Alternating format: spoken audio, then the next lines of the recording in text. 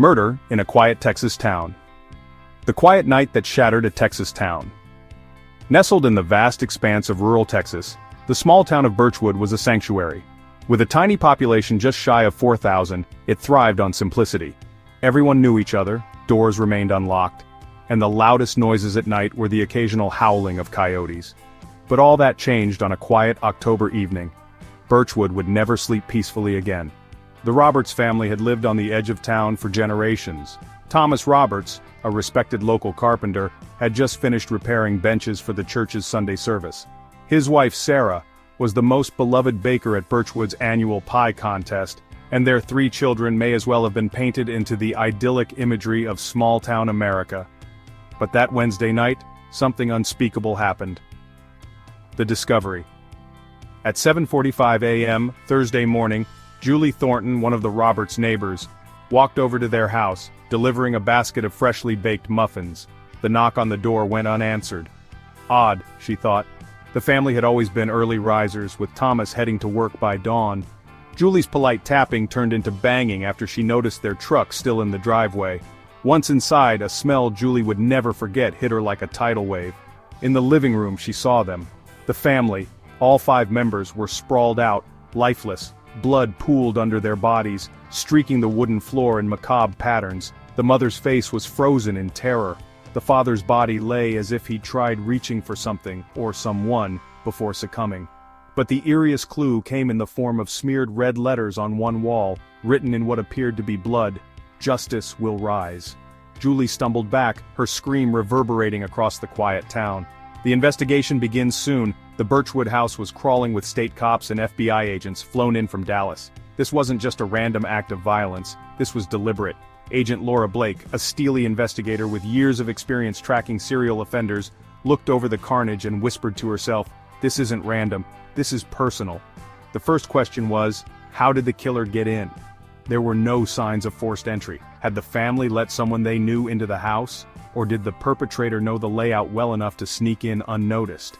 And then, there was the bloody text on the wall. What did "Justice will rise" mean? Was this a vendetta, or some deranged philosophy the killer held dear? Was the Roberts family targeted as part of a personal grudge? Or were they simply the first victims in what could be a larger, terrifying message to the world? A town in fear. The news spread faster than wildfire. By noon, nearly everyone in Birchwood was gathered outside the Roberts home, faces pale, whispers nervous. How could such horror arrive here in their safe little bubble? Pastor Higgins tried to console the crowd, his soft voice trembling beneath a thin veneer of calm. "Evil can strike anywhere," he said, gripping his Bible tightly. "But we must not let fear consume us." Still, fear was already tightening its grip. Families began locking their doors for the first time in years. Children were forbidden to play outside past sundown. Even the nightly sound of coyotes seemed more ominous, as if carrying whispers of danger. Suspects and dead ends. The Roberts family led quiet lives. No known enemies, no debts, no scandals. Yet, as the police began piecing together their lives, dark undercurrents surfaced. Rumors swirled about Thomas's involvement in a property dispute with Joe Tucker, the wealthiest man in town and owner of multiple farmlands. Joe had been pressuring Thomas to sell a small plot of land on the outskirts of his property. Thomas had steadfastly refused. Was Joe Tucker angry enough to hire someone to do the unthinkable? Then there was Sarah's co-worker at the bakery, Linda Graves. Linda's awkward demeanor and strange obsession with Thomas's wife had always raised eyebrows, but no one ever took her seriously. Maybe she snapped, a neighbor suggested. Despite compelling theories, interviews led to dead ends. Joe Tucker had an ironclad alibi, dining with investors in Dallas. Linda, as it turned out, was hospitalized the night of the murders for a panic attack, the result of her pet cat disappearing. Whatever trail law enforcement thought they had, it kept going ice cold. Secrets unravel. 3 days later, Laura Blake's team stumbled upon a breaking discovery. A security camera 1 mile from the Roberts home had captured footage of a black truck speeding away around midnight. The license plates were tampered with, but the outline of a sticker in the rear window caught Agent Blake's attention. A faded logo for a now-defunct auto repair shop just outside of Austin. A move to Austin led Blake to a retired mechanic named Ricky Dowd. His face turned pale the moment police showed him the footage. "That truck belongs to Mike Durkin," he said. "He used to work for me before I had to lay him off. Good kid at first, but things turned ugly." The Chase Mike Durkin's past was checkered with minor crimes, breaking and entering, petty theft, but nothing on the scale of what happened in Birchwood. According to records, Mike had a long-standing grudge against Thomas Roberts. Years earlier, Thomas accidentally reported Mike, who'd been attempting to steal power tools from a local hardware store. Though Mike managed to avoid jail, he lost his job and spiraled into a life of anger and resentment. When police raided Mike's cabin, hidden deep in the Texan woods, they found a blood-stained jacket and a rifle. Tucked beneath a floorboard was a worn notebook filled with sketches and cryptic phrases like, "Justice is revenge disguised in shadows." Mike was gone, but all signs pointed to him as the killer. The FBI issued a nationwide manhunt. Final hours. A week later, Durkin was arrested in a rundown motel outside El Paso. When questioned, all he said was, "I did what had to be done. Justice isn't served with words." Yet the blood-stained mystery didn't end there. What did really motivate Mike Durkin? And why were the words, "Justice will rise," written in blood, as if warning of something bigger to come? Birchwood may have found its suspect, but the chilling message on the wall lingers, an unsolved puzzle looming over the once quiet town. The serial killings of the Demon Mask Killer. The reign of terror in Los Angeles. The Demon Mask Killer Los Angeles is a city of contrasts, a skyline glittering with wealth and promise, but beneath, its dark alleys tell a different story. In the fall of 1997, something more terrifying than the usual whispers of crime began to haunt the affluent neighborhoods of Beverly Hills and Brentwood. A killer, masked and meticulous, was on the loose, leaving traces of his malevolence in homes that once felt untouchable. The media quickly named him the Demon Mask Killer, owing to the grotesque mask he wore while committing his heinous acts. The pattern emerges. The first murder occurred on a balmy September evening. John and Caroline Myers, a wealthy hedge fund manager and an interior designer, were found brutally murdered in their sprawling Beverly Hills mansion.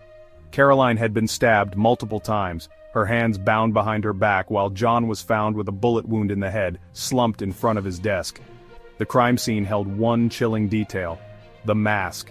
A hideous, hand-carved wooden mask resembling a demon was left propped upright next to Caroline's body.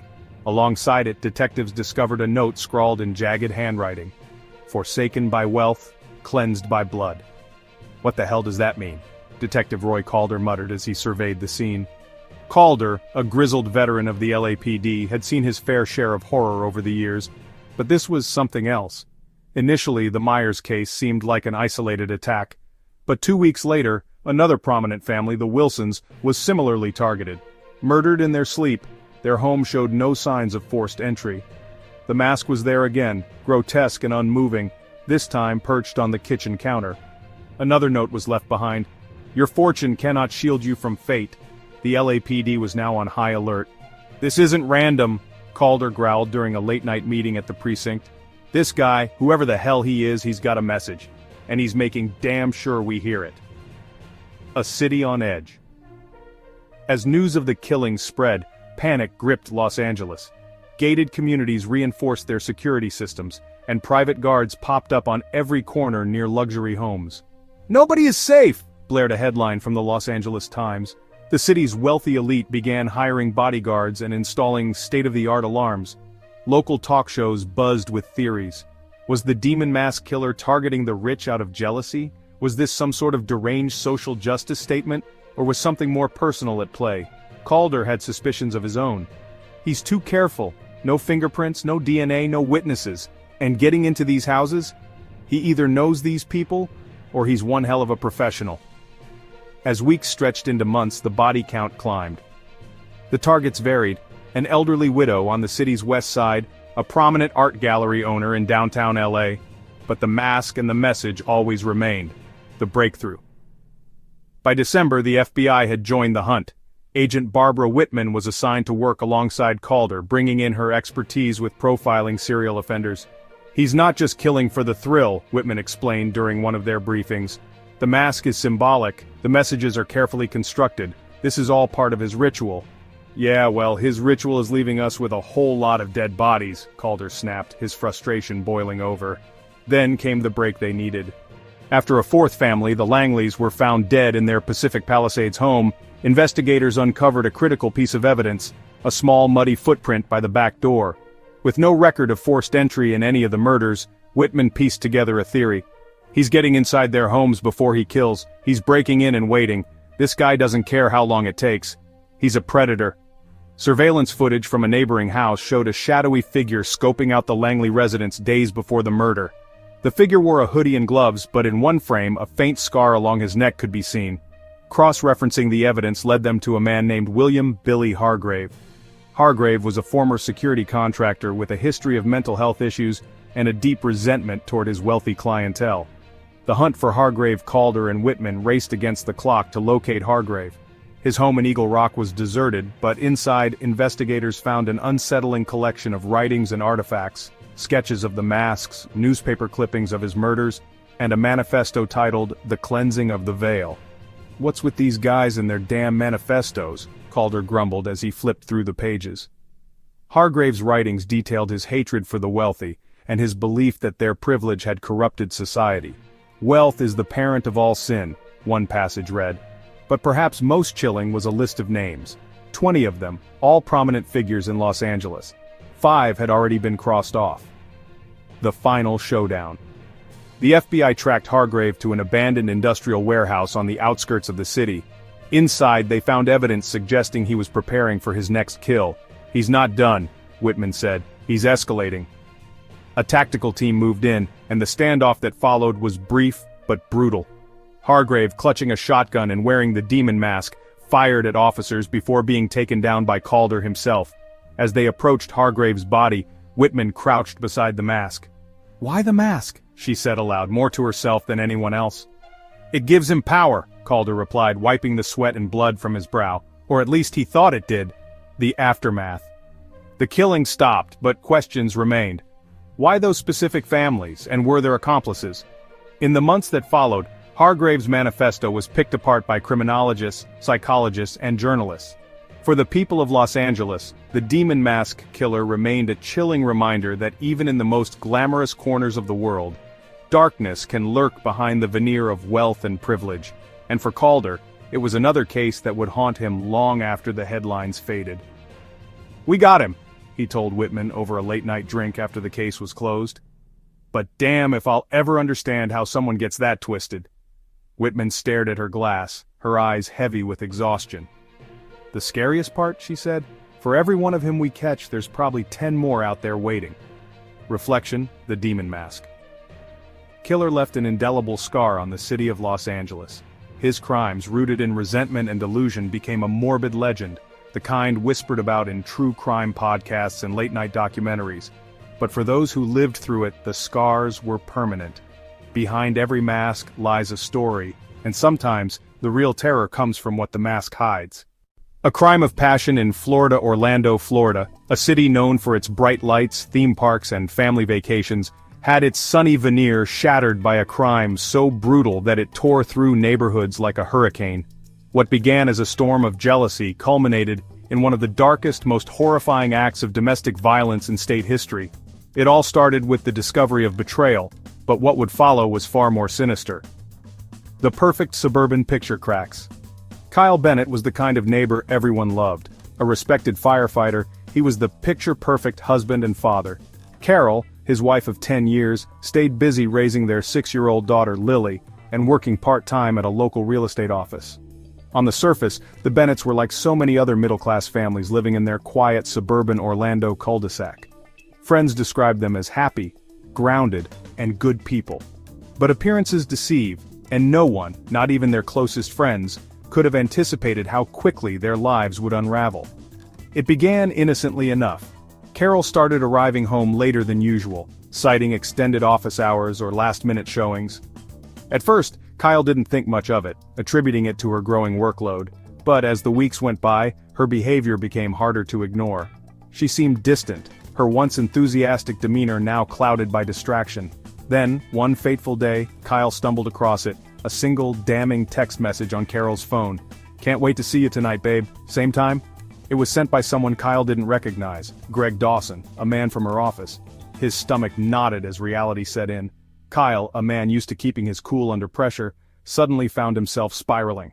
His nightly shifts at the fire department now transformed into sleepless, obsessive hours spent tracking Carol's movements. He knew he should confront her, but a dark anger, an unfamiliar, haunting presence, held him back. The confrontation begins Tuesday evening, January 14, 2019. Kyle broke his silence. As he sat across from Carol at their dinner table, Lily playing in the background, he forced the words out. "Who's Greg?" For a moment Carol froze. She stammered, clutched her wine glass, and insisted Greg was just a co-worker, but Kyle wasn't buying it. "Don't lie to me, Carol, I've seen the texts."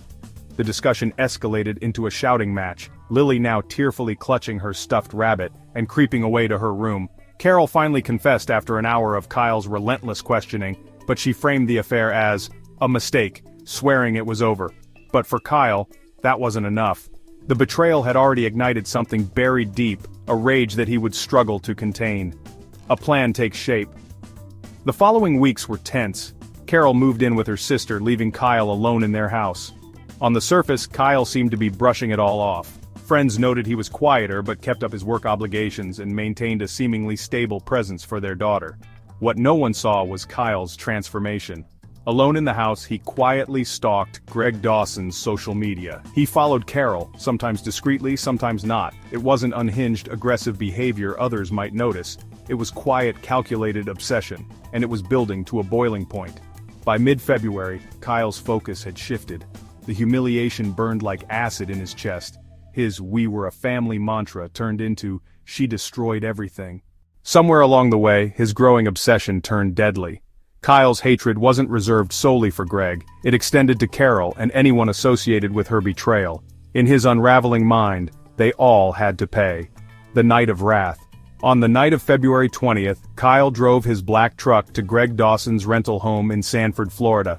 Armed with duct tape, a firearm, and a long-handled hunting knife, Kyle wasn't just planning an impulsive crime, he had meticulously laid out every move. Knocking on the door at approximately 9:45 p.m., Kyle introduced himself with fake pleasantries. "I'm Carol's husband. Let's talk." Greg, taken aback, cautiously let him in. Witnesses later described Greg as a man with little history in confrontations, a soft-spoken numbers guy. He had no reason to expect what would happen. The conversation rapidly escalated. Greg, outmaneuvered and taken by surprise, was subdued within 10 minutes. Bleeding and disoriented, he barely found the words to beg before Kyle drove his knife clean into his side one final time. But Kyle wasn't done. The next phase of his plan was even darker. Greg was just one piece of his vendetta, a family dragged into horror. Carol, meanwhile, was spending the night at her sister's house. She didn't know Kyle had been following her for days, waiting for the perfect opportunity to strike. After leaving Greg's home, Kyle drove directly to her sister's suburban home, knowing full well that Carol, their daughter Lily, and Carol's sister would all be inside. At 11 p.m., neighbors reported the sound of shattering glass and screams. Kyle's sudden burst into the home startled Carol's sister, who was the first to meet her tragic end. Firing off 2 rounds from his handgun, Kyle walked toward Carol with a grim calmness. "You couldn't leave things alone, could you?" he muttered. Carol grabbed Lily and attempted to flee, but Kyle already anticipated it. The gunshots echoed through the neighborhood as terror unfolded. The aftermath. By the time police arrived at 11:33 p.m., 3 people were dead: Greg Dawson, Carol's sister, and Carol herself. Lily, miraculously unharmed, was found hidden inside a kitchen pantry, trembling. Kyle, sitting calmly on the front porch, surrendered without resistance. "It's over," he told the approaching officers, his words cold and detached. His chilling composure stunned investigators. Despite clear evidence of premeditation, Kyle claimed his actions were the only way to make things right. He refused to show remorse or cooperate with mental health evaluations. The trial and legacy. In the months that followed, Kyle's trial became one of the most publicized criminal cases Florida had ever seen. His defense team attempted to argue for temporary insanity, but prosecutors painted Kyle as a cold-blooded killer, fueled by ego and rage. Ultimately, Kyle was convicted on all counts and handed a life sentence without the possibility of parole. But the case left behind more than just a guilty verdict. It left a community rattled. Residents of Sanford and Orlando were forced to ask hard questions about jealousy, rage, and the fragility of the human mind, a lesson in darkness. The Bennett murders, as the press coined them, serve as a haunting reminder of how quickly love can turn to hate. Beneath the sunny skies of Florida's suburban neighborhoods lies the potential for human darkness to fester and grow unchecked. The Highway Slayer of New Jersey. Stretching across the Garden State, New Jersey's vast network of highways is both its lifeline and its shadowy underbelly. From the bustling turnpikes to the quieter rural routes, these roads connect millions of commuters every day. But in the fall of 2005, they became the hunting ground of a killer. A shadowy figure who preyed on unsuspecting drivers in one of the most mysterious and chilling crime sprees to haunt the state. The press would soon dub the unknown assailant the Highway Slayer. The first victim, a sudden nightmare. It all began late one October night on a desolate stretch of Route 17. Melissa Harding, a 32-year-old nurse heading home after a double shift, was found slumped over the wheel of her Honda Civic.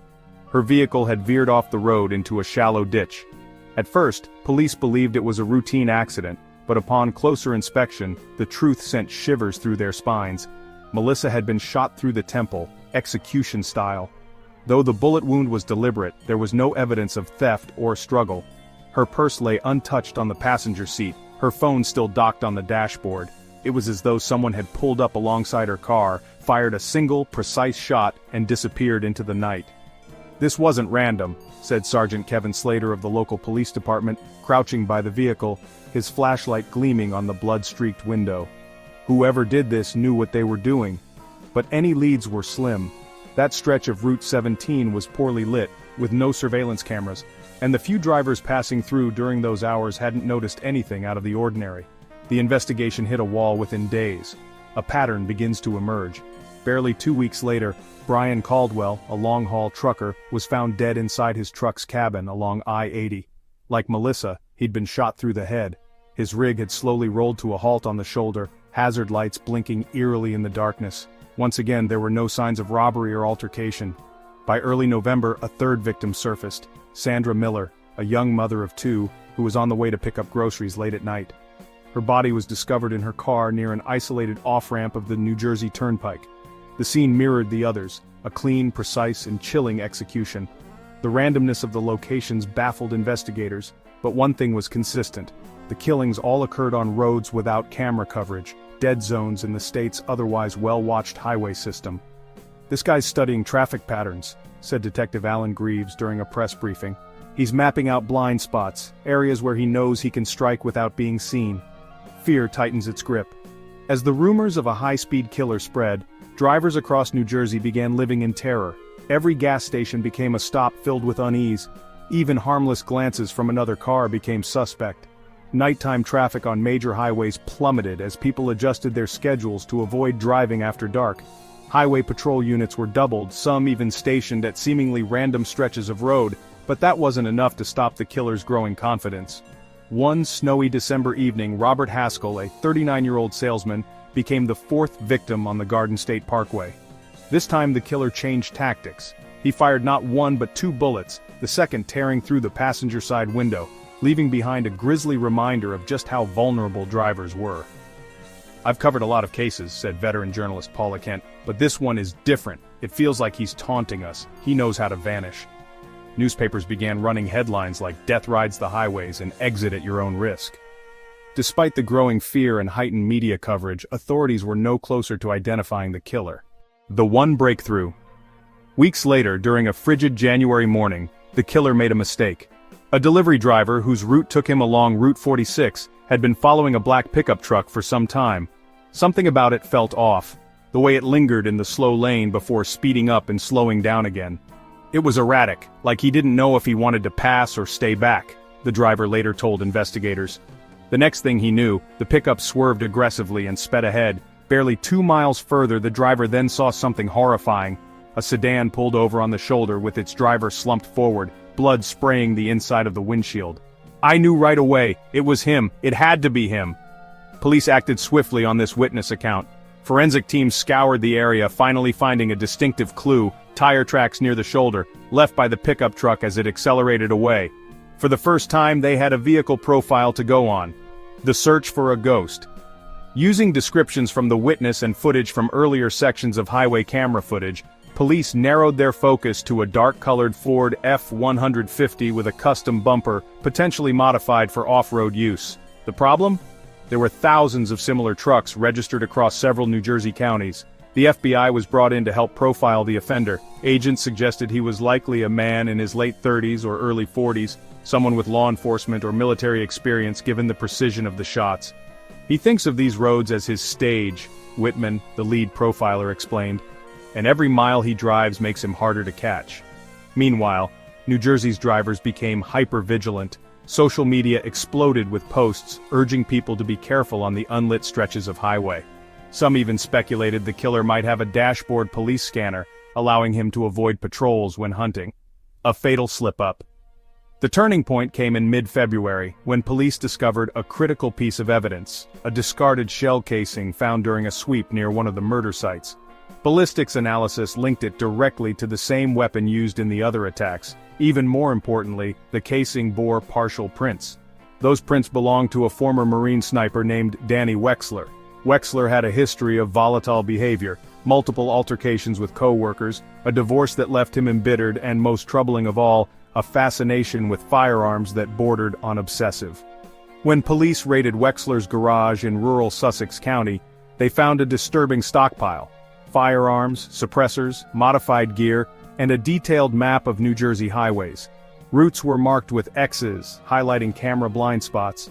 It was like looking into the mind of madness, one officer later recalled. The end-of-the-road officers didn't find Wexler at home, igniting a statewide manhunt. For days, he remained elusive, until a patrol car spotted his truck parked at a rest stop along I-95. Inside, Wexler calmly sat eating a sandwich, his rifle loaded and resting on the passenger seat. Although the standoff was tense, Wexler ultimately surrendered without firing a shot. When questioned about his crimes, he offered no apology or explanation. All he said was, "The road chose me." The aftermath. Wexler's arrest brought a sense of relief to New Jersey's terrified drivers, but the scars of his killing spree lingered. He confessed to all 7 murders but refused to divulge why he chose his victims, leaving families haunted by unanswered questions. The case became a grim reminder of how vulnerable we are, even on a routine drive home. For the thousands who traverse New Jersey's highways daily, the ghostly presence of the highway slayer will forever linger in their rearview mirrors, a chilling symbol of how the open road can turn deadly in the blink of an eye. The Bloody Mansion in Chicago's North Shore suburbs are known for their tree-lined streets and sprawling mansions, symbols of privilege and peace. But one cold December night on the outskirts of Winnetka, a single mansion became the stage for one of the most brutal crimes the city had ever seen. In a shocking spree of bloodshed, the entire family of an oil tycoon was slaughtered inside their luxurious home. The motive, pure greed. The killer, someone trusted. The media would later call it the Bloody Mansion murders, a crime so sensational and tragic that its echoes still ring through Chicago's elite circles. A family empire on the edge. The Tremont family had it all. James Tremont, 63, was a self-made oil magnate who had clawed his way to the top of Chicago's business elite. With a net worth estimated at $850 million, James ran his empire from the comfort of his stunning lakefront mansion. His wife, Eleanor, 58, was a respected philanthropist who dedicated her time to local charities. They had 3 children: Lucas, 35, the eldest, and the presumed heir to the business; Madeline, 31, an aspiring artist with little interest in corporate matters; and Andrew, 28, the youngest, known for his hard-partying lifestyle and spiraling gambling debts. To the outside world they appeared untouchable, a dynasty of wealth and refinement. But behind closed doors, cracks had begun to form. Family feuds over money and power simmered beneath the surface. James had grown increasingly frustrated with Lucas's management decisions and was reportedly considering cutting him out of the business altogether.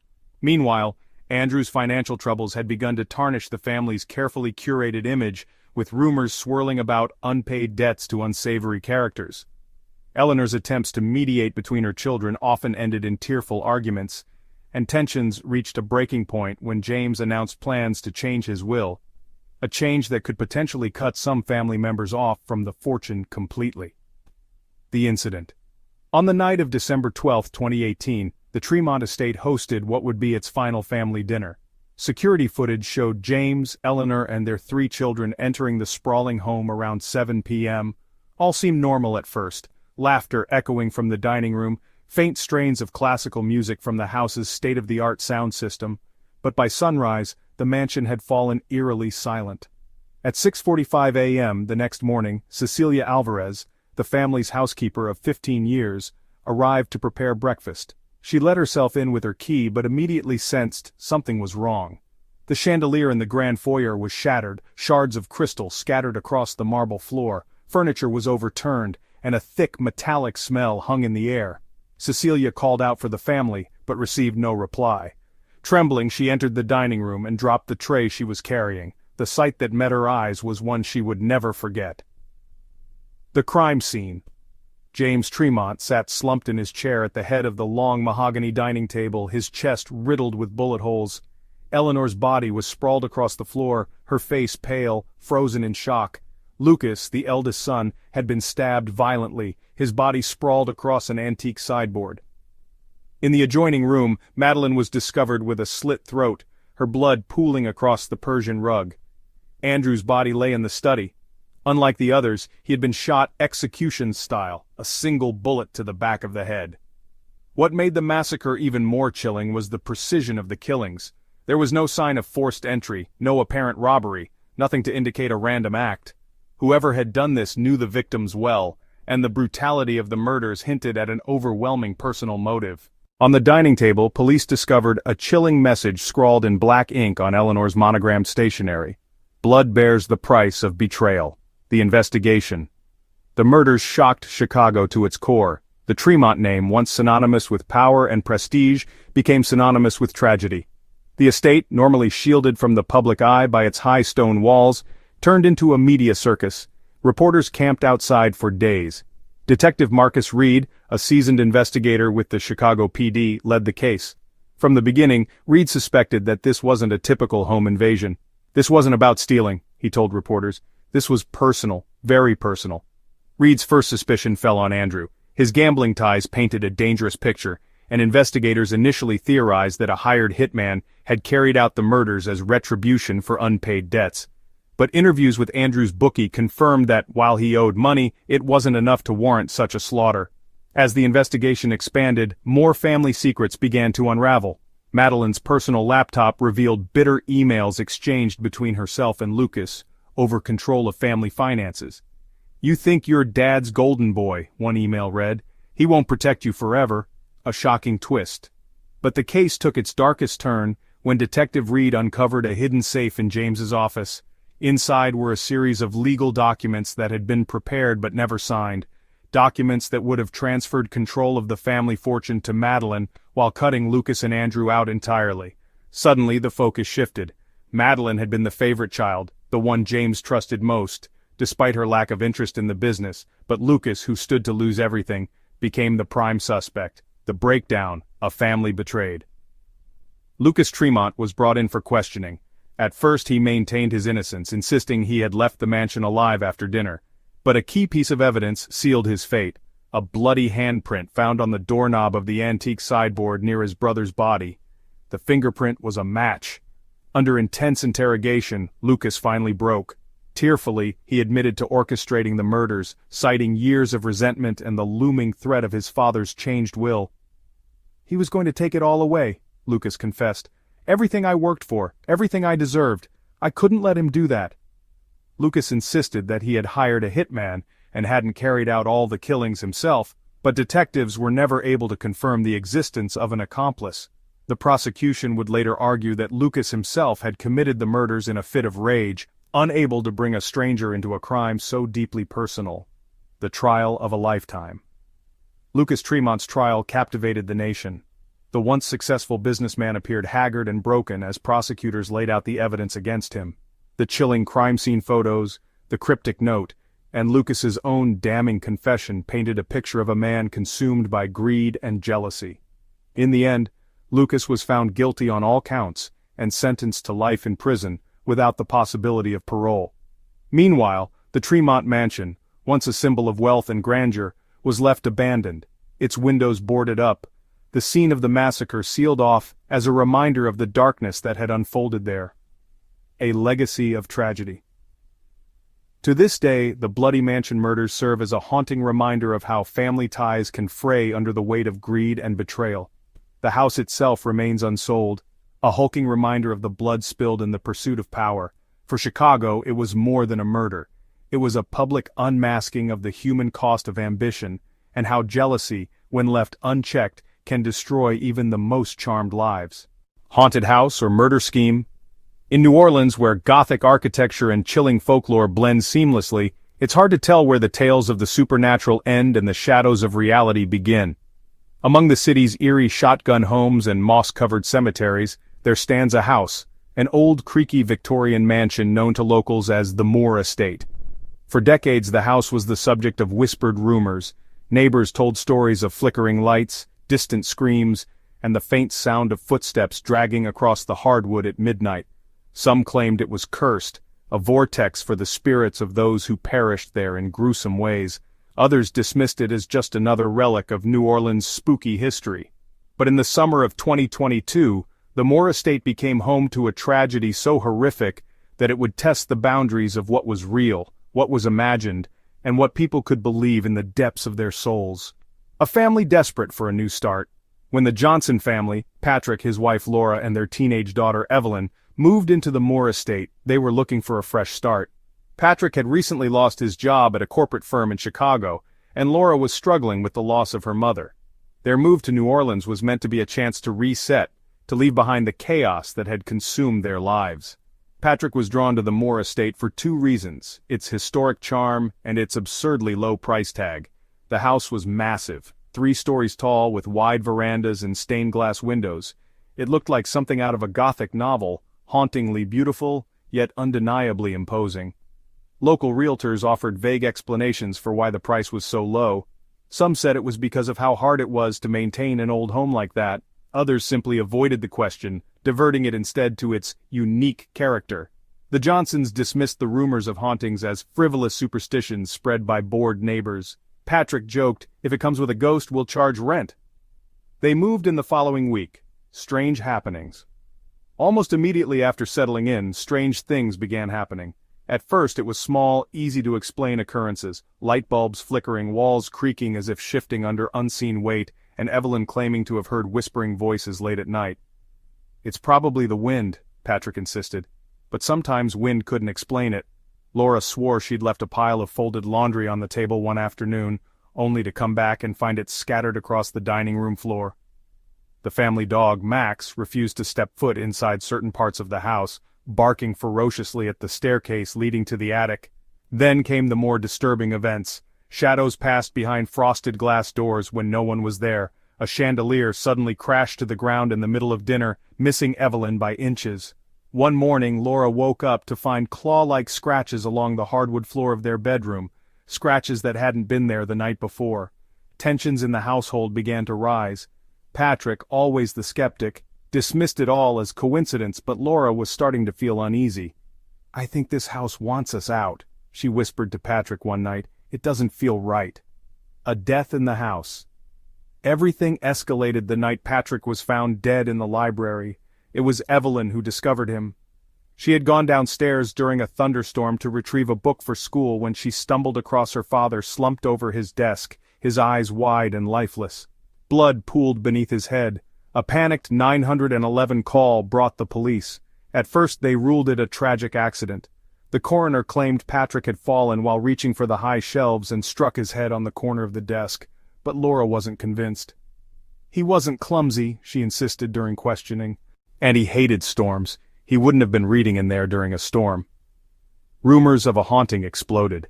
News outlets ran breathless headlines.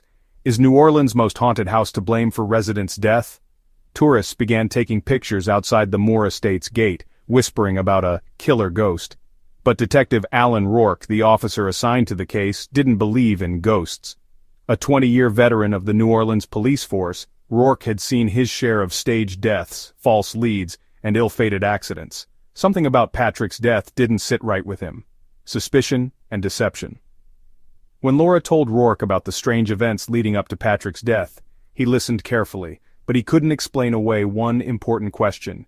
If Patrick's death was an accident, why were there bruises on his wrists? Bruises that looked like someone had held him down. The deeper Rourke dug, the darker the story became. He started with the house's history. Records revealed that the Moore Estate had been the site of multiple deaths over the years, stretching back to the early 1900s. 2 children drowned in the backyard pond in 1913. A maid was found hanging in the attic in 1935. In the 1970s, a couple who rented the home for a summer were found dead in their bed, cause of death unknown. But what struck Rourke wasn't just the deaths, it was the connections. Each time someone died in the house, history seemed to forget about it soon after. Newspaper archives were incomplete and police files were mysteriously missing. It was as if the house swallowed stories in the same way it swallowed lives. As Rourke dug into the Johnsons' personal lives, another theory emerged, one more grounded, yet just as sinister, a dark truth uncovered. Laura, it turned out, had divorced her first husband under a cloud of suspicion. He disappeared in 2007, his last known location being their shared vacation home. No charges were ever filed, but relatives had quietly accused Laura of foul play.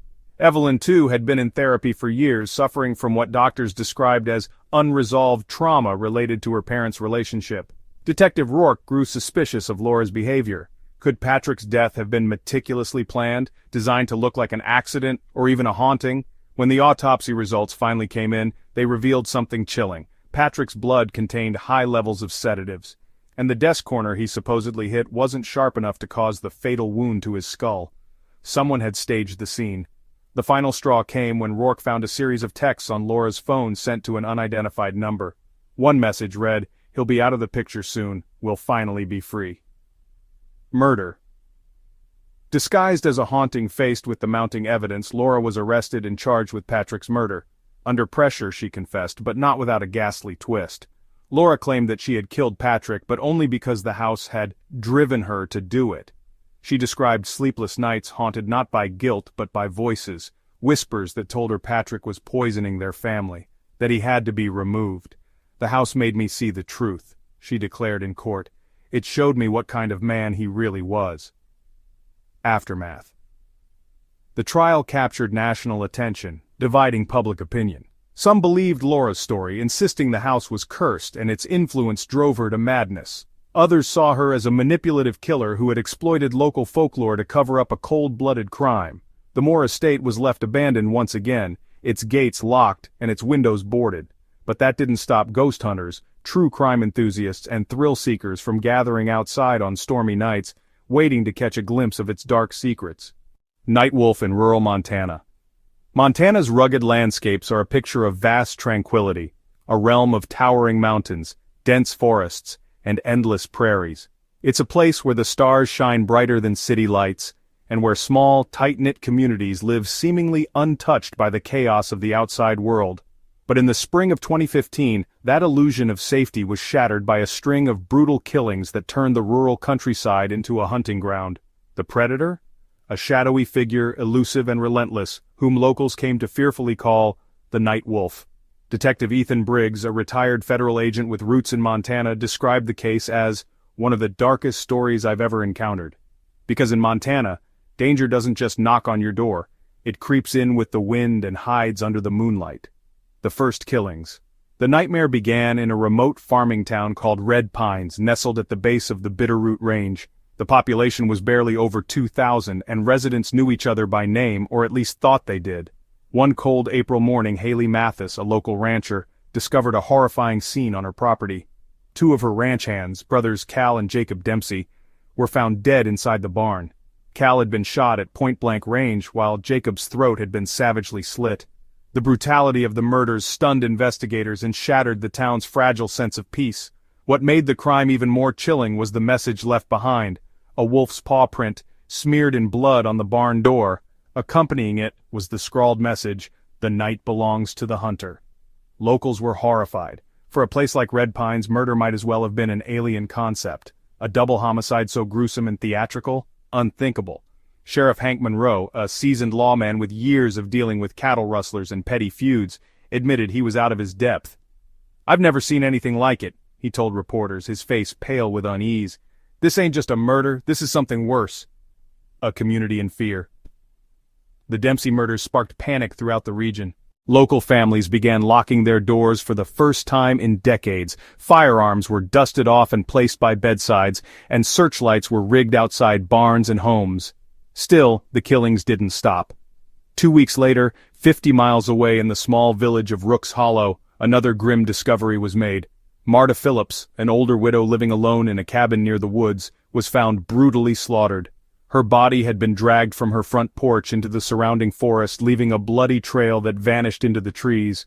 A search team uncovered her remains 2 days later in a shallow grave, flanked by jagged rocks positioned into the shape of a wolf's fang. Marta's death delivered a devastating blow as most community members dismissed the killings as isolated at first. Now, the idea of a methodical killer stalking their region began to take root. Schools shut down indefinitely, and many farmers refused to leave their properties unless armed. Rumors swirled. Some spoke of a drifter who'd passed through in the weeks prior, while others whispered superstitions about a werewolf or shapeshifter roaming under the full moon. The stories only fueled the fear. It wasn't just a killer, it was a hunter. The arrival of Detective Briggs. By the start of June, and following no fewer than 5 chilling murders, the state police called in reinforcement. That's when retired profiler Ethan Briggs was asked to assist. Known for taking on some of the most notorious serial killers of his career, Briggs had left behind a fast-paced federal job for the quieter life in his Montana hometown, but when he was called to consult on the Nightwolf case, it struck too close to home to refuse. "I hated going back into that line of work," Briggs would later admit, "but the people being targeted, they were neighbors, friends. You can't say no in a situation like that." Briggs attended the crime scenes with a steely focus, noting the escalation in the perpetrator's methods, the paw print symbol, the threatening notes, and the theatrical nature of the kills. All of it indicated that the Nightwolf craved more than just blood. He wanted his victims, the police, and the entire community to feel hunted. Pattern of the predator. As Briggs dug through the evidence, a pattern began to emerge. The killer wasn't indiscriminately preying on anyone. They were targeting those connected to a decades-old land fraud scandal, one that had divided the residents of Red Pines years earlier. In the early 1990s, land developers and ranchers had clashed over the government's plan to build a controversial oil pipeline through parts of rural Montana. While some ranchers accepted bribes to sell their properties, others refused to give up ancestral farmlands. The bitterness lingered, splitting families, friendships, and neighborly trust. "One thing about these small towns," Briggs noted, "bad blood doesn't die, sometimes it just goes dormant." Briggs theorized that the Nightwolf was somehow linked to these disputes, seeking revenge for the perceived betrayal and destruction caused all those years ago. But who could carry such a grudge? And why act now, over a decade later? The hunter revealed. Briggs finally got his break on a rainy July evening. Security footage from a gas station just outside White Valley showed a hooded figure filling up an old pickup truck the morning after one of the murders. A closer inspection revealed something chilling: the blurred outline of a wolf decal on the truck's rear window.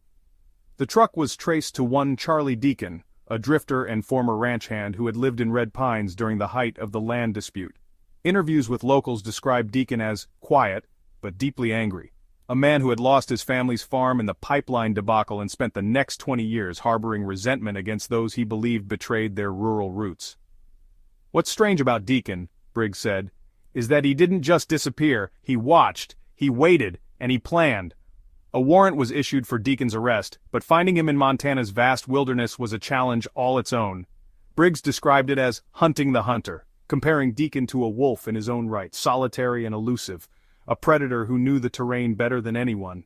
The final stand. The manhunt culminated in early August when authorities tracked Deacon to an abandoned hunting cabin deep in the Lolo National Forest. The scene that followed was straight out of a nightmare. When officers breached the cabin, they found evidence of ritualistic planning, maps marked with X's over victim locations, a journal filled with ramblings about betrayal and restoring balance, and rows of knives and firearms meticulously laid out. Then came the gunshots. Deacon wasn't going down quietly. He fired at the approaching officers, wounding one and prompting an hours-long standoff. It was Briggs who ultimately convinced Deacon to come out, using raw honesty as his weapon. "It wasn't negotiation," Briggs later said in interviews. "I told him the truth, that he wasn't the wolf he thought he was. He was just a man, a broken man chasing ghosts." Deacon eventually surrendered, but not before whispering chilling words to Briggs, "This isn't over, there are more wolves in the pack." Aftermath. Deacon's arrest brought a temporary sense of relief to the community, but his cryptic parting words haunted investigators. Was he exaggerating, or did he have accomplices? While Deacon confessed to the killings, he never expressed remorse, describing each murder as justice for the land.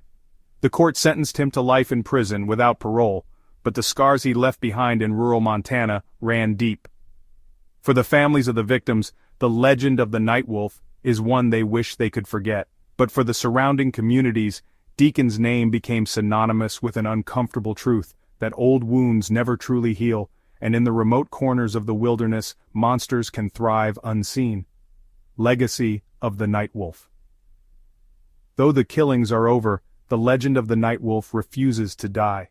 Ghost stories about prowling wolves and bloody paw prints still circulate under Montana's starry skies, and the old disputes over land remain like an ember waiting to reignite. The Subway Killer in New York City. Beneath New York City's glittering skyline lies a labyrinth of tunnels and tracks, a sprawling subway system pumping life through the veins of the city. With over 5 million riders passing through its network every day, it's a world of ceaseless motion, light, and chaos.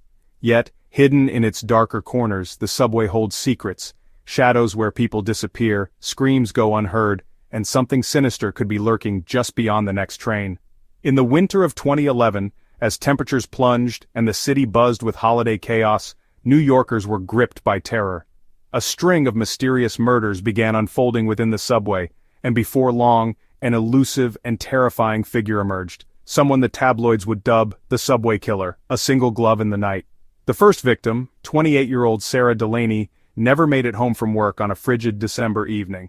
An aspiring artist who worked part-time as a barista in Greenwich Village, Sarah had taken the subway from the West 4th Street station, her usual late commute back to her shared apartment in Queens. When she didn't show up that night, her friends assumed she'd gone to stay with her boyfriend. Her body was discovered 3 days later on an abandoned service track near the Canal Street station. Sarah had been strangled, her coat torn, and her bag left untouched. But what set police officers on edge was the scene itself, a single black glove placed neatly next to her body, as if left deliberately. At first the NYPD chalked it up to a random mugging gone wrong, or the work of a vagrant.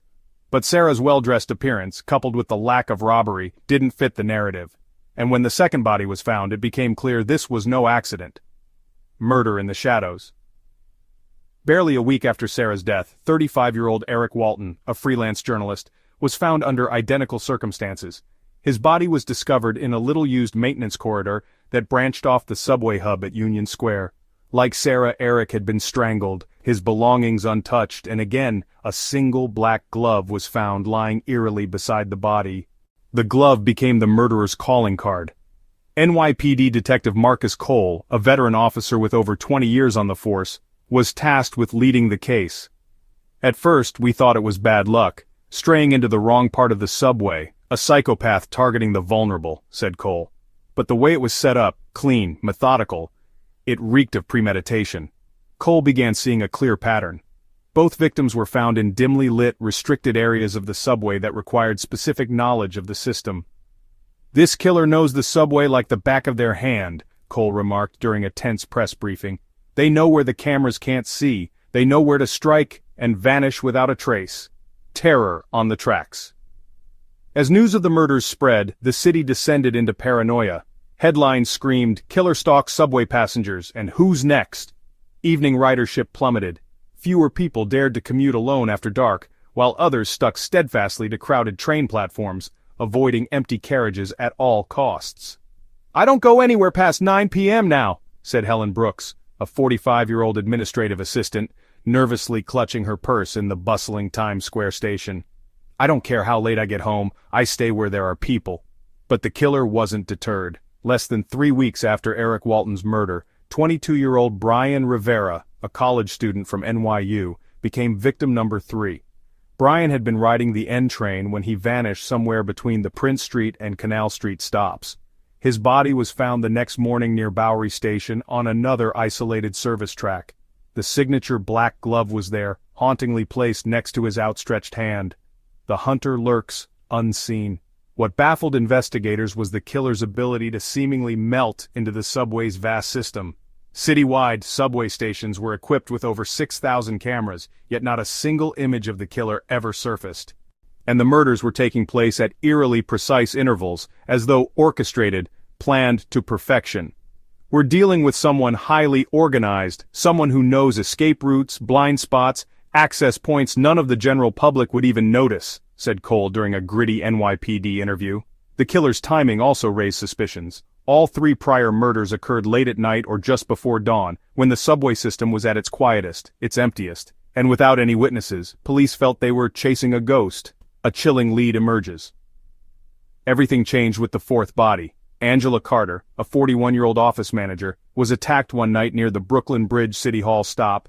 But this time she was alive when first responders found her. Barely conscious and struggling to breathe, Angela had been left for dead near a service staircase after being dragged from the platform. "I saw him," she whispered weakly to Detective Cole from her hospital bed the next morning. "He had keys. Subway. Keys." This revelation electrified investigators. Access to master keys, used by maintenance workers and transit staff to enter restricted areas, meant the killer likely had insider knowledge of the subway system.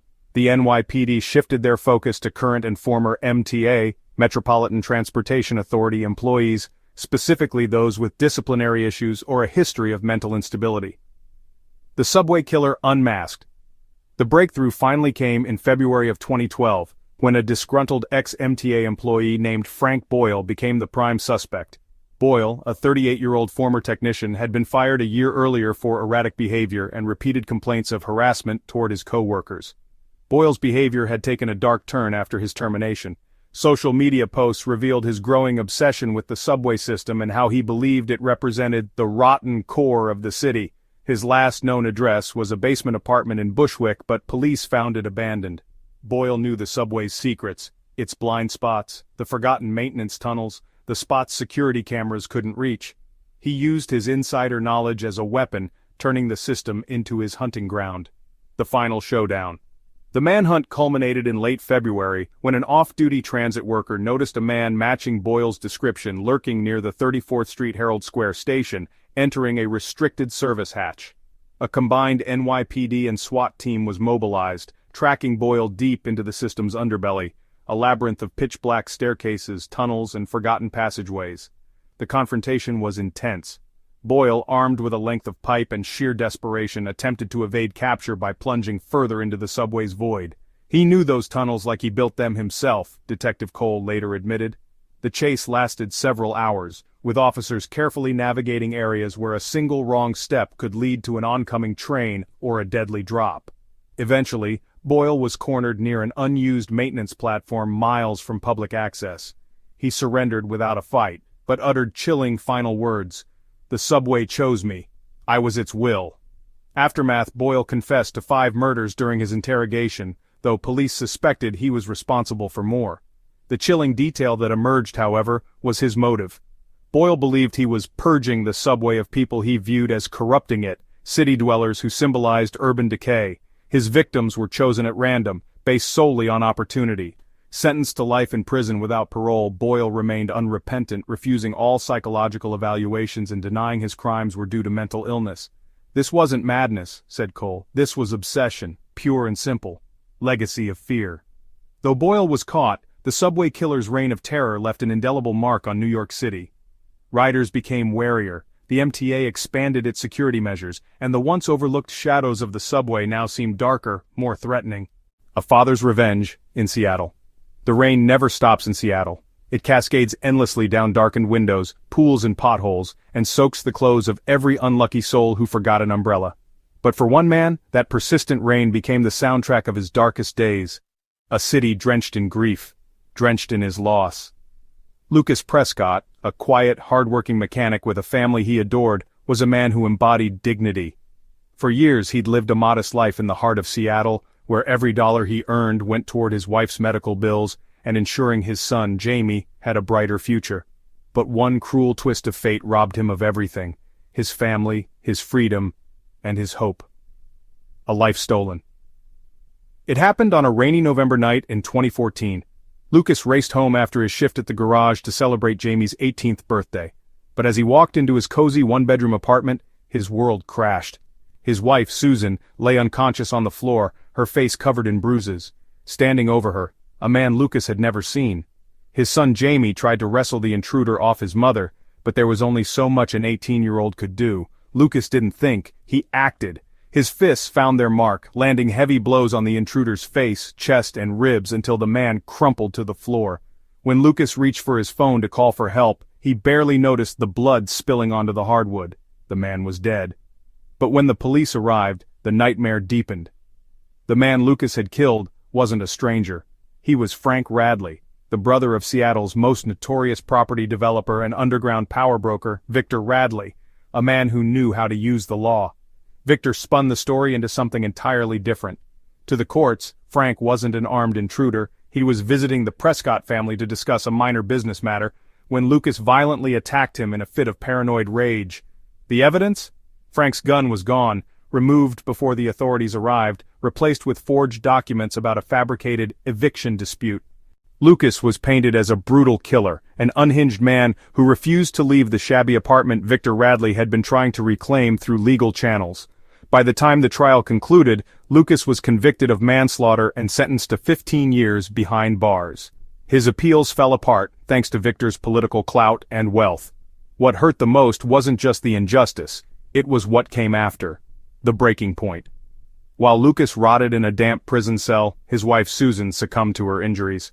Without Lucas or Susan to care for him, Jamie spiraled into depression, barely keeping himself afloat by working grueling overnight shifts to pay off the debts Victor relentlessly hounded him for, the same debts Lucas had never owed. By the time Lucas was exonerated in 2019 on a technical reversal, a decade before his sentence was due to end, it was too late for any kind of reunion. Susan was dead. Jamie was missing, dropped off the face of the earth, and every connection to the life Lucas had held dear had been obliterated. He left prison a broken man, with nothing to lose but the fire of vengeance that clung stubbornly to his mind. The plan takes shape.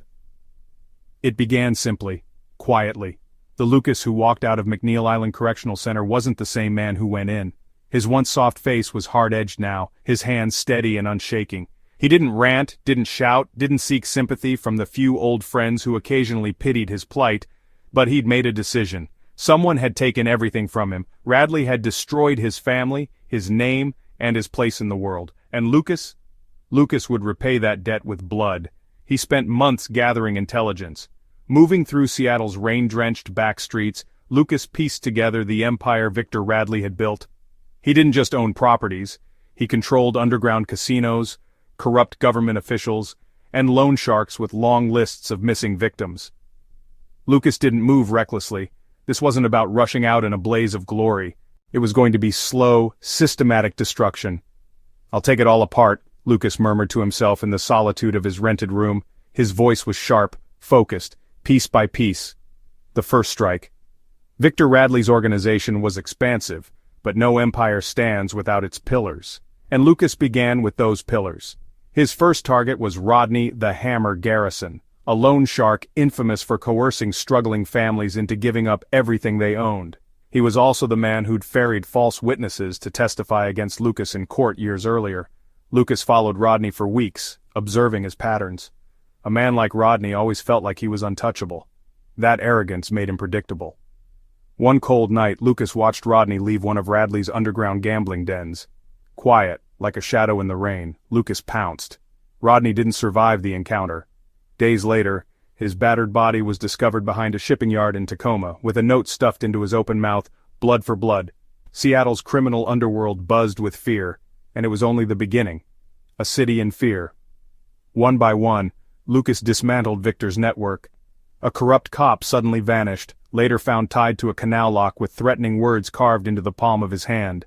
An underground casino, a cornerstone of Victor's income, mysteriously burned to the ground, its safe cleaned out. Reports of a hooded man seen lurking outside properties tied to Radley surfaced daily in whispers. Victor himself grew restless. He had ruled Seattle's dark side for years, but this was surgical. This wasn't the work of a petty rival looking for territory. It was personal, and it was pulling apart the very foundation of his empire. But Victor didn't know who was behind the attacks. Not yet. The confrontation. By the spring of 2020, Lucas had finally reached Radley's doorstep, or rather his towering estate west of the city. Victor's security was infamous. Armed guards patrolling the gates, high-end surveillance systems, even pressure-sensitive perimeter alarms, but none of it could stop Lucas. On a rainy night in April, Lucas slipped past the guards like a ghost. Victor was in his study, surrounded by the trappings of luxury that had shielded him from the consequences of his crimes. Lucas didn't announce himself when he entered. He didn't want vengeance to be loud or chaotic. He wanted it to be clear. Victor froze in his chair when he saw the figure standing at the edge of the room, dripping rainwater onto his Persian rug. "You destroyed my life," Lucas said simply. Victor stammered. "You have no idea what you've started." But Lucas didn't flinch. He'd heard enough of Victor Radley's excuses, his half-smirking justifications. For the first time in his life, Victor wasn't behind lawyers or police. He was at the mercy of a man who had learned to live without fear. What happened next? That depends on who tells the story. Some say Lucas spared Victor, opting instead to leave him broken and penniless, a public confession forcing his empire to unravel. Others whisper that Lucas ended it in the study without hesitation, making Victor the last brick to crumble in a toppled tower of corruption, a legacy of justice. By autumn 2020, Victor Radley's organization was gone. The man who had once terrorized Seattle through wealth and intimidation had become nothing more than a ghost story. As for Lucas, he vanished. Some say he fled north, settling quietly in a snowy Alaskan town to live out his remaining years in peace. Others believe he stayed in Seattle, quietly watching, ensuring that no other power broker rose to fill Victor's void. The legend of Lucas Prescott became deeply embedded in Seattle's consciousness, a tale of revenge that blurred the lines between justice and destruction. And, in the rain-soaked streets of the city, his whispered name remains synonymous with one lesson: take everything from a man, and he'll stop at nothing to take it all back. The secret pit in the Arizona desert. Arizona's vast desert stretches like an endless mirage under the relentless sun, red rock towers, canyons, and sandy plains as far as the eye can see. To most, it's a place of stark beauty, a wilderness that feels untouched by time, but hidden under the scorched earth lies a darker truth. In the fall of 2008, rumors began to swirl about a series of mysterious disappearances along the border near southern Arizona. Migrants, travelers, and even locals were vanishing without a trace. What started as a collection of whispered stories soon led to the discovery of something that would change the area forever: a secret pit, deep in the desert, filled with bodies. A string of disappearances. The first cases went mostly unnoticed. Arizona is no stranger to danger. Set against the backdrop of border crossings, human traffickers, and the harsh realities of the desert, many who disappeared were assumed to have succumbed to the elements or to foul play by cartels.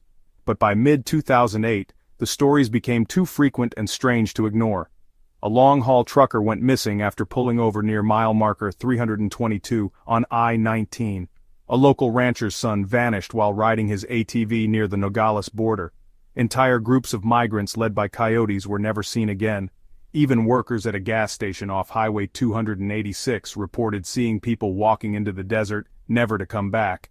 Sheriff Tom Greaves of Santa Cruz County initially wrote it all off as unrelated tragedies. "The desert's a tough place," he told reporters back then. "Out here you run out of water, get turned around, or cross paths with the wrong person. Well, it chews people up." But as the numbers grew, the explanations fell apart. The discovery. On October 16, 2008, a group of amateur hikers stumbled across what they thought was an abandoned mine shaft in the middle of the Altar Valley, miles away from any major road.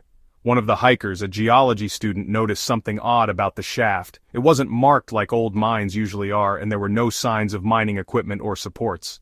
Curiosity got the better of them, and they lowered themselves partway down using rope and flashlights.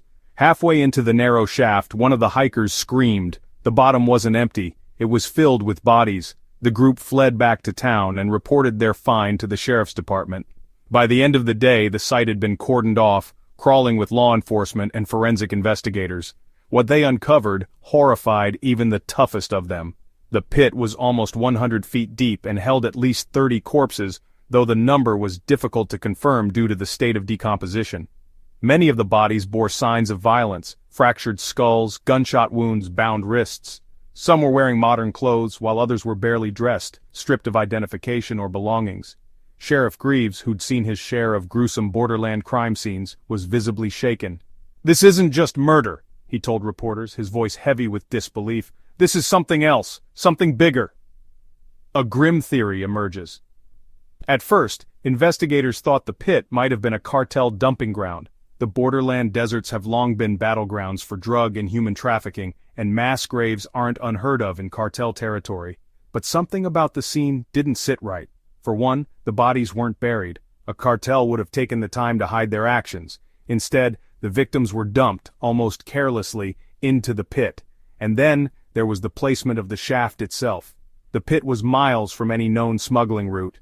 It wasn't near the cartel-controlled corridors, nor was it in an area frequented by migrants.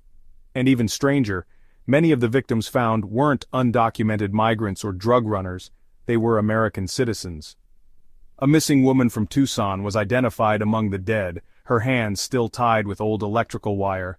Another victim was a truck driver with no known ties to the border trade but had been reported missing months earlier near Nogales. Why were these people here? And who put them in the pit?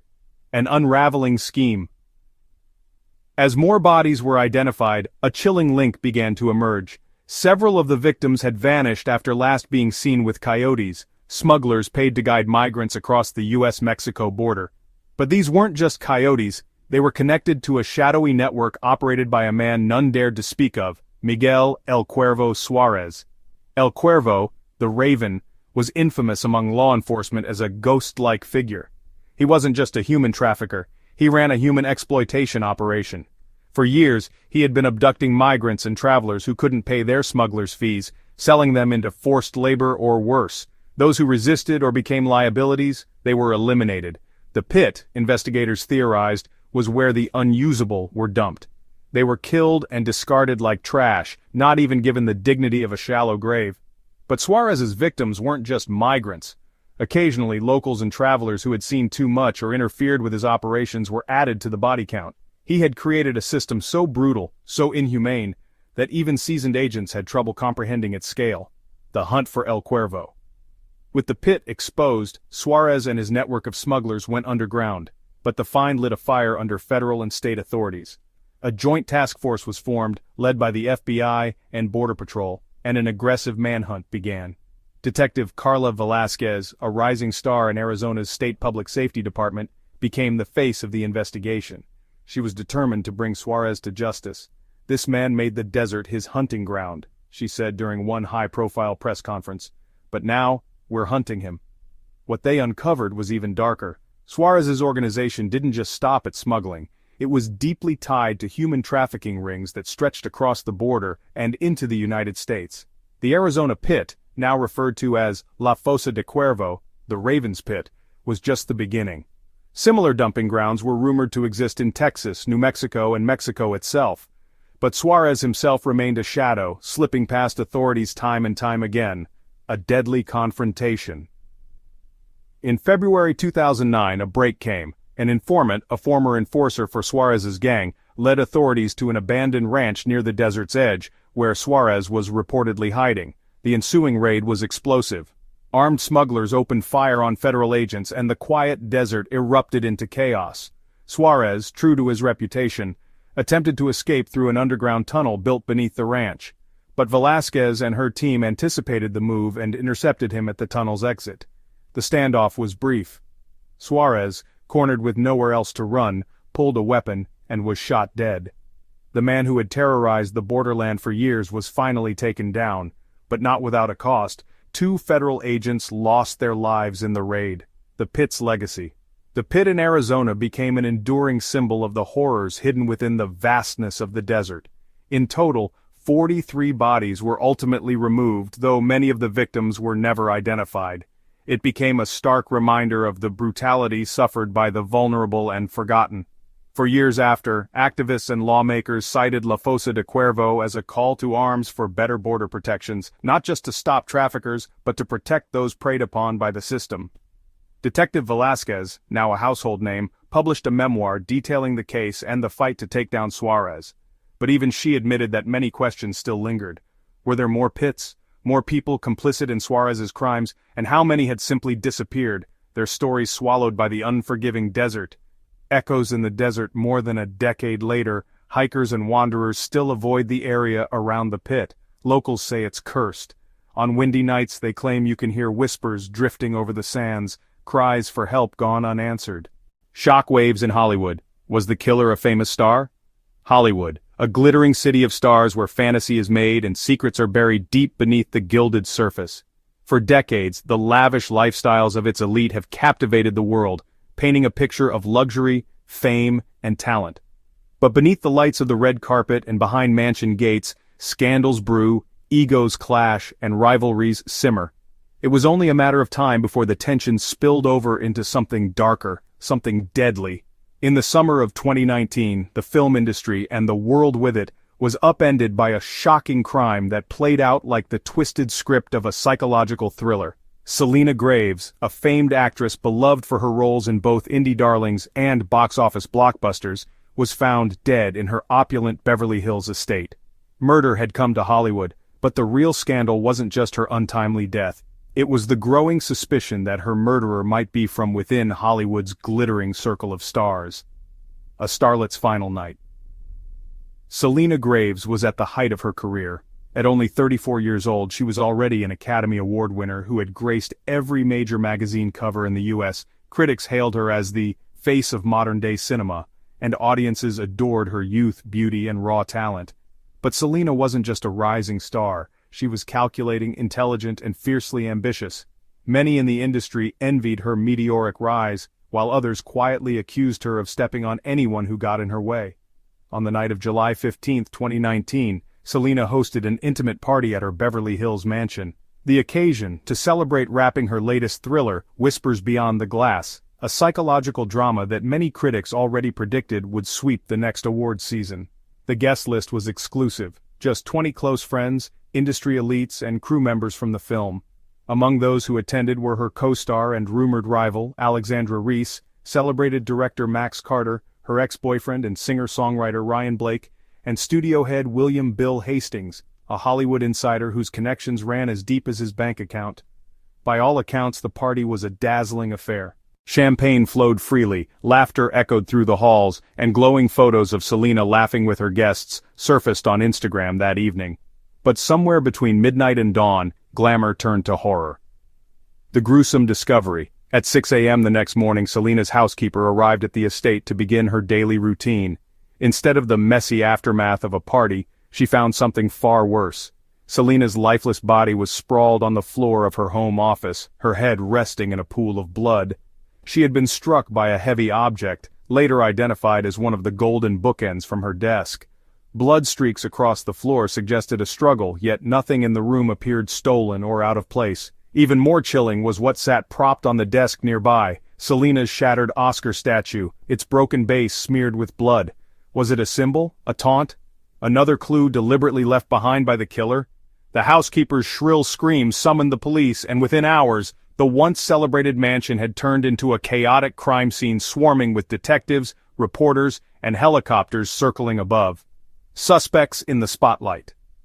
The investigation quickly revealed that the glamorous gathering at Selena's home was anything but harmonious. Behind the warm smiles and staged group photos, tension had simmered beneath the surface. Detectives honed in on several potential suspects, each of whom had both motive and opportunity to want Selena gone. 1. Alexandra Reese, Selena's stunning blonde co-star, had been vying for the same leading roles for years. Hollywood insiders whispered about the behind-the-scenes tensions between the two on the set of.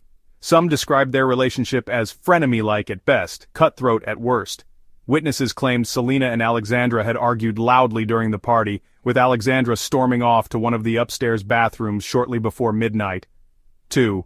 Selena's former boyfriend, pop sensation Ryan Blake, had dated the actress for 3 tumultuous years before an explosive breakup 6 months prior. According to friends, Ryan's romantic obsession with Selena hadn't waned, and he had made several attempts to win her back. He was seen leaving the party unusually early, but security cameras didn't pick up where he went afterward. 3. Max Carter, the brilliant yet brooding director of Selena's latest film, was known for his intense relationships with his leading ladies. Rumors swirled that he had become infatuated with Selena during filming only to have her shut him down. Could jealousy and rejection have led him to lose control? 4. As an industry titan, Bill Hastings stood to lose millions if Selena disrupted her upcoming promotional work for. In the weeks leading up to her death, sources claimed Selena had been privately negotiating a contract dispute. Was Bill capable of murder to protect his bottom line? A glitzy investigation. As the media descended on the case, every step of the investigation played out like a macabre reality show. Paparazzi camped outside celebrities' homes while conspiracy theories from fans spread like wildfire across social media. #Who Killed Selena trended for weeks, with the public obsessed by every new revelation. Detective Laura Bennett, a seasoned investigator with a reputation for solving high-profile cases, was assigned to unravel the mystery. "Hollywood cases are tricky," she admitted during a rare press statement. "What looks obvious on the surface is often an illusion. Everyone here is acting, even off camera." What intrigued Bennett most was the crime's symbolism. The weapon, the Oscar, felt deeply personal, almost theatrical. It wasn't the choice of someone looking to make a quick kill and escape unnoticed. This act screamed of hatred, jealousy, and long-known grievances. A major break. The investigation took a dramatic turn when forensic specialists identified traces of Alexandra Reese's DNA on Selena's shattered Oscar statue. Shortly after, security footage from a neighbor's doorbell camera revealed Alexandra leaving Selena's mansion just after 1 a.m., visibly flustered as she climbed into a black Escalade. When confronted with the evidence, Alexandra cracked, but her confession left Hollywood stunned. "Yes, I was in the office that night," she admitted to Detective Bennett, tears running down her face. "We argued. She told me she'd make sure I'd never work on a major film again. Do you know what it's like to watch someone take every role, every opportunity you've ever wanted?" However, Alexandra adamantly denied killing Selena. "I left the office after she threatened me. She was alive when I walked out. Someone else must have gone in after me." A twisted revelation. The case reached its shocking climax when a surprising suspect emerged, Ryan Blake. The increasingly erratic singer had been stalking Selena for weeks, using private investigators to dig into her life. Detectives discovered text messages from Selena to her legal team that revealed her growing fear of Ryan. "He's unstable," one message read. "He can't let go, and I don't know what he'll do." Following the party, Ryan had broken into Selena's home after Alexandra's heated argument, intending to confront her about their breakup. But when rejected once again, his rage boiled over, leading to the attack with the Oscar statue. The aftermath. Ryan was arrested and later convicted of second-degree murder. At his sentencing, he broke down in tears, claiming, "I loved her. I just wanted her to forgive me." Selena's death left an indelible mark on Hollywood. Her final film, Whispers Beyond the Glass, became an eerie posthumous phenomenon, receiving critical acclaim as fans mourned the actress, whose career had been cut tragically short. But the mystery surrounding her death also revealed the darkness lurking behind Hollywood's bright lights, rivalries, obsessions, and the fragile egos of those at the top of their game. Detective Bennett summed it up best. Hollywood loves a story of ambition, betrayal, and tragedy, but in this case the horror wasn't on the screen. It was all too real. Hollywood's Black Mirror. To this day, Selena's mansion stands eerily quiet on Sunset Boulevard, its windows covered in dust and its gates locked tight. Tourists occasionally stop by to take photos, hoping to catch a glimpse of its macabre history. Some say you can still hear faint echoes of her laughter on moonlit nights. The killer who escaped from Alcatraz, Alcatraz. To the average American, the very name conjures images of cold steel bars, gray stone walls, and the icy waters of the San Francisco Bay.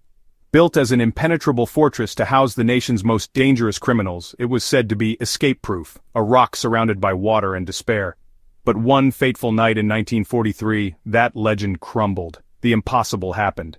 A killer slipped the noose of Alcatraz, and for decades, his escape would haunt the corridors of justice, like a ghost no one could catch.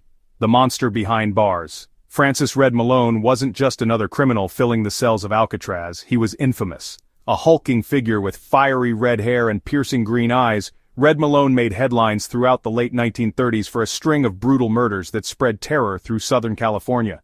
Dubbed the Angel of Death by the press, Malone's calling card was his distinctive brutality. He always left his victims with a single red feather pinned to their clothing as a macabre signature. In 1939, after a harrowing 2-month manhunt spanning 3 states, Malone was finally captured by federal marshals outside Reno, Nevada. He was tried, convicted, and shipped off to Alcatraz, the ultimate prison for America's most irredeemable captives. Known for his violent temper and ability to manipulate those around him, Malone quickly earned a reputation as one of Alcatraz's most dangerous inmates. Warden James Albright claimed, "If ever there's a man who belongs on the rock, it's Malone. He doesn't just kill, he enjoys it, he breathes it." And so Alcatraz became his cage. For 4 long years it seemed to do its job. Red Malone rotted behind the island's fortified walls, stewing in anger and resentment, but seemingly subdued. The guards never suspected that behind the mask of submission, the monster was scheming, the night of the escape. On the cold, fog-filled evening of October 3, 1943, Alcatraz's impenetrable reputation was shattered. The details of how it happened remain a blend of fact, speculation, and myth.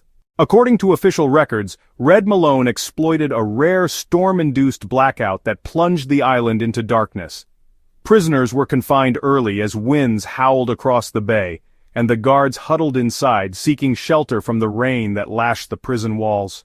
But Malone wasn't in his cell when roll call came the following morning. Authorities believe he had been planning his escape for months, using the cover of the storm as the final step in his plan. Reports suggest Malone had secretly fashioned a crude raft from stolen raincoats, pieces of cloth and rubber scraps pilfered from the prison workshop. And from the evidence left behind, it appeared Malone crawled through narrow ventilation ducts, navigated a maze of service tunnels, and finally emerged through a utility hatch leading to the fog-covered shoreline.